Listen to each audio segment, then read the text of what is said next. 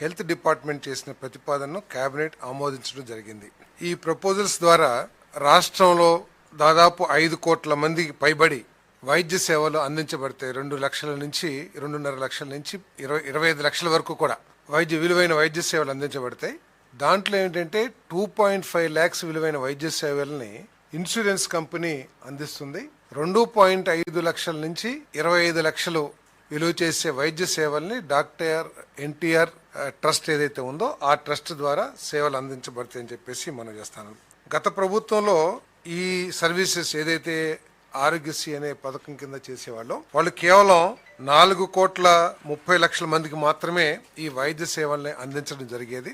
అప్పుడు నాకు తెలిసి సబ్జెక్టు కరెక్షన్ కేవలం 5 లక్షలు మాత్రమే విలువైన వైద్య సేవలను అందించేవాళ్ళు అనుకుంటాను. బట్ ఇప్పుడు 25 లక్షల వైద్య సేవలు అందించడం, అది కూడా రాష్ట్రంలో ప్రతి ఒక్కరికి కూడా only EHS employment housing scheme ఎవరైతే పొందుతున్నారో వాళ్ళకి తప్ప మిగతా వాళ్ళందరికీ కూడా రాష్ట్రంలో ప్రజలందరికీ కూడా ఈ వైద్య సేవలు అందించబడితే మనం చేస్తాను. అదే ప్రత్యేకంగా వర్కింగ్ జర్నలిస్ట్ హెల్త్ స్కీమ్ ఏదైతే ఉందో దాని గురించి కూడా ముఖ్యమంత్రి గారు ప్రత్యేకంగా ప్రస్తావించి వారికి కూడా ఈ వైద్య సేవలు పరిగణించాలని చెప్పేసి కన్సిడర్ చేయాలని చెప్పేసి కూడా ముఖ్యమంత్రి గారు సూచించారు. తప్పకుండా వారికి కూడా సేవలు అందించడానికి ప్రయత్నం చేస్తానని చెప్పేసి మనం చేస్తాను.